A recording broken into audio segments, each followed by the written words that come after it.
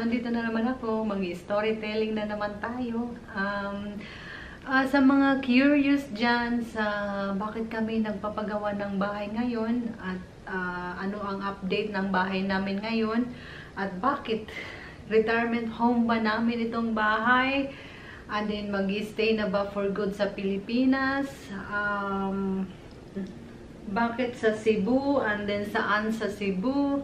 Nagsulat ako dito para hindi ko makalimutan yung mga sasabihin ko. So ngayon guys, magti 3 months na ngayong August. Nag-start sila ng May. And then magti 3 months na ngayong August. Kaso mabagal yung progress ng paggawa ng bahay. Ewan ko. Na-stress nga ako, pero hindi ko na lang stressin yung sarili ko doon dahil matatapos din yun. Kahit naman nung dating bahay namin, stress din ako dati kasi dahil sa nabutan kasi ng pandemic yung unang pinagawa naming bahay, kaya na-stop din yung pagpapagawa ng bahay. Pero itong bahay namin kasi parang konti lang yung workers, pero anyway, hindi ko ikikwento yung about sa ganyan. So retirement home ba itong bahay namin? Siguro Yes, masasabi kong retirement home namin ito at very ideal house namin ko para sa sarili ko, ideal house para sa akin kasi lang siya, 1-story house kasi naman ang mahal na ng mga bayarin ngayon, like kuryente, tubig, sobrang mahal. Kung malaki yung bahay mo, mas malaki yung mga bills nyo sa bahay. Kaya buti na lang talaga na-suggest nito na gawin nating 1-story lang. Kasi yung plano ko, yung iniisip ko dati is may second floor. Yung second floor na lang sana is yung kwarto namin sa taas, and then gym, and then library. And then, so yun lang yung sana sa taas. Yung 2 kwarto sana naisip namin sa baba lang talaga. And then sa kwarto namin, kami lang yung tao dun sa taas. Yun yung iniisip ko dati na kaso mahal na kasi masyado. So sabi nito, hindi gawin na lang nating 1-story lang, lahat ng kwarto sa baba lang. And then na-realize ko na tama lang na 1-story lang kasi nga doon sa mga bayarin mahal. Doon sa bahay namin sa summer, ang mahal ng kuryente. Kuryente namin doon, minsan 5,000 plus, minsan 7,000 plus. Yun yung bill ng kuryente. And then yung tubig naman, 2,000 plus. So, kung maliit yung bahay, hindi ganun kalaki yung bill. Pero, hindi naman namin pinagsisihan yung bahay namin na pinatayo doon sa summer kasi para talaga yun sa pamilya namin. Itong pinapatayo naming bahay ngayon, talaga to, para sa amin ng asawa ko. For our retirement soon, maybe 3 to 5 years, magpo-for good na kami sa Pinas. Maybe 3 to 5 years. Hindi ko lang sure kasi marami din kaming inaasikaso dito. Ready na talaga akong mag-for good sa Pinas. Pero nag-worry din ako kasi walang trabaho doon sa Pinas. Pero si Tom, okay, sabi niya maybe 3 to 4 years from now. Yes, so yun nga, nasabi ko na possible na mag-for good na kami sa Pinas 3 to 5 years from now. And then, kaya kailangan mag-ipon-ipon kasi yun nga, walang trabaho sa Pinas. And then bakit sa Cebu and not Dumaguete? Doon sa comment, hi sis, nag-comment na bakit sa Cebu, hindi sa Dumaguete. Kasi hindi kasi kami nag-stay, hindi pa kasi kami naka-experience mag-stay sa Dumaguete. Pero marami akong naririnig na magagandang bagay sa Dumaguete. Siguro kung naka-experience kaming pumunta doon, magugustuhan talaga nito. Kasi marami talagang foreigners ang may gusto ng Dumaguete. Ayaw nila sa Cebu kasi nga sobrang traffic sa Cebu. As in, sobrang traffic. So, yun. Nag-stay kasi kami doon sa Cebu, Nakalimutan ko na. Kasama ko yung pamilya ko, lahat sila. Nag-stay kami sa Mactan, Newtown. Nagustuhan ni Tom sa Mactan, Newtown kasi maganda nga talaga yung lugar na yun. And then, so kaya naghanap ako ng lote na doon banda sa Mactan, Newtown. Nakahanap naman ako, and then nagustuhan naman ni Tom. So yung bahay namin na pinapagawa is nasa Mactan, Cebu. Kasi gusto nga nito doon sa Mactan, Newtown. So sa subdivision na yon, mayroong siyang beach resort na pwede kaming magpa-member na lifetime membership na anytime pwede kaming makagamit ng mga ng resort anytime, pero magbabayad ka lang ng 130,000, I believe. Yeah, 130,000 yata yun. So yun, gusto ni Tom na magpa-member na magbabayad para yun nga, anytime pwede kaming gumamit ng resort na yun. So, ang luwang ng na yun, ang lawak ng subdivision na yun. So, ako, never pa kaming nakapunta doon sa lote na binili namin. Never pa kami. Nag-search lang ako sa sa Facebook, sa YouTube, sa Google na kung saan banda yung lugar. Parang malawak siya na magugustuhan talaga nito kasi malawak yung pagbubukingan niya. Yung maglalakad siya kasi dito, walking exercise. Kasi ang alam ko, walking. Kasi ang alam ko doon sa Pinas, yung naiisip ko pag-walking, baktas kasi walang pamasahe. Kasi nung nag-aaral ako ng high school and college, nagbabaktas ako. Naglalakad ako. Wala yung baktas. So naglalakad ako from bahay to school kasi nga walang pamasahe. Minsan tanghaling tapat pa naglalakad lang kasi nga walang pamasahe. Dito walking yung tawag niya. Tara, mag-walking tayo. So yun, exercise na pala din yung ginagawa ko dati na naglalakad from bahay to school kasi yun nga minsan walang pamasahe, so maglalakad lang. So dito, walking kami nito, ang layo ng nilalakad namin, exercise na namin yun. So, and then, ano pa ba? So, ano pala guys, yung binili namin yung lote last October. October, nagbayan ng last year. Hindi ko nga alam kung bakit bumili kami ng lote kasi dati wala talaga kaming plano na yung plano lang namin yung pagbalik namin bakasyon galing Pinas last year March, plano lang namin na uuwi din kami pagka next year. This year na nga, ngayong nito last February, yun yung plano namin na uuwi kami February this year. And then naiba yung plano so ayun, hindi kami nakauwi ng February, and then nag-start na lang magpagawa ng bahay. So sabi nito, uuwi na lang kami pag matapos yung bahay. So medyo matagal pa kaming uuwi sa Pinas, pero soon. Binili namin ang lote last October. Nag-decide kami mga December na nag-contact na kami ng architect. Sa mga magtatanong kung sino yung architect, kung anong company ang ginagamit namin ngayon, hindi ko pa siya marirecommend ngayon kasi for now, hindi ako masyadong happy kasi nga mabagal yung progress. Siguro kasi maulan din, pero kasi yung naalala ko yung magti 3 months yung pagpapagawa ng bahay namin sa Samar is naka second floor na sila, naka flooring na sila sa second floor. Pero ito, pa lang, nakatapos pa lang sila ng beam, mga beam. So, tingnan natin. Maaga pa naman kasi maulan din kasi sa Pinas. Kasi nag-start sila kasi May, and then June, July maulan. So ayun nga,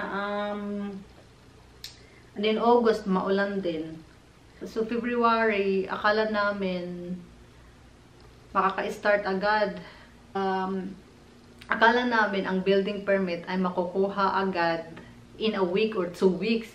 Pero hindi pala. Inabot ng more than 1 month. And then, another 1 month sa pag-apply ng tubig at kuryente. So, 2 months talaga siya in total sa pagkuha ng building permit and then water and kuryente. So, ayun guys, mamaya tatanungin natin si Tom kung ano yung masasabi niya. Baka iba yung sasabihin niya. Kasi hindi pa talaga siya sure kung kailan kung mag-stay talaga kami sa Pinas. Kung mag-stay kami for good sa Pinas. So, tanungin natin siya mamaya. Kasi pabago-bago din yung sagot. Pag tinatanong ko siya, kailan ba talaga? Hindi niya sinasabi. Sabi niya, sige, long distance na lang tayo. Doon ako sa Pinas, siya daw dito. Sabi ko, iwan ko kung nagjo-joke lang siya. Pero mamaya tanungin natin. Pumunta siya sa post office ngayon kasi hindi na ako sumama kasi tapos ko lang maglinis ng bahay. Here is my asawa. He's home. Hola. Kumusta? Magandang gabi. Ingat po. What else? Ingat sala. Yeah, bahay. Yeah. Bahay. His Good. house. Housey with a mousey. What else? That's all. Done. Finished. I haven't been able to study because the things I have to do for my sister right now, and it's taking too much time, so I can't study my Tagalog. Yeah, so my husband is getting ready Getting for ready. Philippines and he's learning Tagalog. I'm all packed. My clothes are packed. Everything's packed. We're gonna go. Not soon. It will be a long time. I have question. She has questions. Okay. Is this our retirement home? It might be. I don't know. I've never been there before. I don't know. I know I'm comfortable here. I got everything I need, so we'll see what it's like there. I know it's hot, and I know it's rainy, but we'll see. Okay. See, he has different answer. If we're by the sea, it could be really nice. In the beach. What do you mean I got a different answer? Different answer than you? Yeah. Well, it might be 2 of her brothers and their wives have long distance relationship. Long distance. One lives in Capalogan, wife lives in Manila. One wife lives on the so-called island, and the other one works in Macau.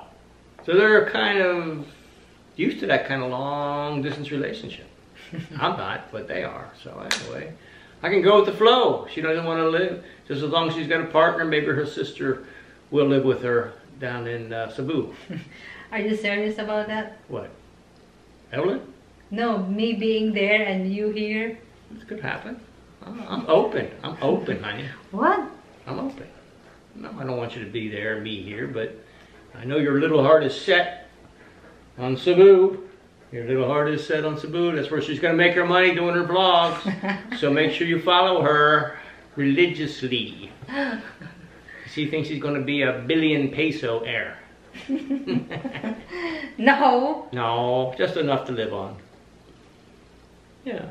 Yeah. Well, we'll see, honey. We're going to be there a month. I mean, I think I can make a good assessment of things in a month. Well, we'll be there 2 or 3 weeks. And the other, we're going to spend some time with her family in Catbalogan. And that'll be interesting because that's a big ferry ride. Oh, I've never done in my life. 5 hours on the ferry. Woo! Ooh, 5 hours on the ferry. No fish, no life jacket.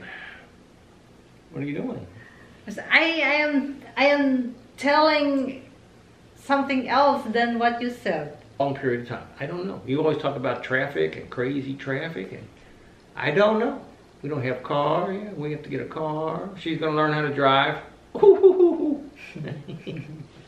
We'll see, honey. Don't get excited about it. It could be our retirement. I mean, it could be where I want to live forever. and ever. Hallelujah, hallelujah. And I will live there forever. Hallelujah. But I can't say for positively sure right now. Too early in the game. I mean, it might be the perfect place in the whole world, paradise. No. Oh. That doesn't sound good. Philippines is not perfect, but This- there is something in the Philippines that makes you stay there. Okay. Good. Do you think like that too? Drugs? Oh, not drugs. Not drugs. Coffee? Oh, civet coffee. Yeah, that got me. I like The that. feelings of being in the Philippines. That's your home. I guess it does, honey. I'm not a Filipino. I can be a Filipino by exchange, but I'm not a Filipino. Of course, that's in your blood. You have memories of Philippines. Grew up there. Loved it. Yeah. So yeah, you got good memories. That's why I built this house, so you can go back to the Philippines. Anyway, I ain't gonna last all that long, you know. 3 years old is a big number. Anyway, good vlog. I Did you loved walk? it. Yeah. You in another shower. I know. I gotta get a shave, get a shower, in and out, but not right now. So guys, my husband nagbaktas. My husband went just walk from here to post office, but it's just like 2 miles. 2 miles. Oh, that's far. It's 1 mile up, 1 mile back. Yeah. Wow. So it's not that far. Yeah, I was about to go with him, but I just had my shower and I did clean the house, Yeah. and I was tired. Yeah, you don't want to go. You don't want to go. I like to go because Get some I exercise. had to do something else. Yeah. But It's my second day off today. It's Philippine hot out there. Yes, you're gonna take 3 days off for a change. Smart. Yeah, this I don't pick up anymore. No, pick up. I only work 3 times a week now because before 4 times a week. No, I mean before I only work like 3 times a week, and then when I became KMA, I made it like 4 times a week. But now I changed it back to 3 times a week. Why? She's losing it. Her job, that's all she does is sit on her butt and look at the screen. What can you say about our house? I love it. It's a nice house. No, in the Cebu. I don't know. It's not done. It looks like it's going up. It's kind of fast, but he needs to move along a little bit. He needs to move along, Michael. Get it going. Oh, I shouldn't have said his name. Michael Jones. His name is Michael Jones. Yes. So I hope it's ready by the time we get there, but we don't think it will be. I doubt it. So, yeah, we will just, but we are so excited about this house because it's actually, because it's just a small house in only 3 bedrooms, 1 master's bedroom and two bedrooms, and master's bedroom has our own bathroom, and then there's another bathroom, common bathroom, so everyone can use it. So only one public bathroom. All right. So yeah, guys, I'm so excited. No, we're not done. Oh, come on, honey. I vlogged out already. Thank you. Yeah. Thank you. I'm vlogged out. Over and vlog.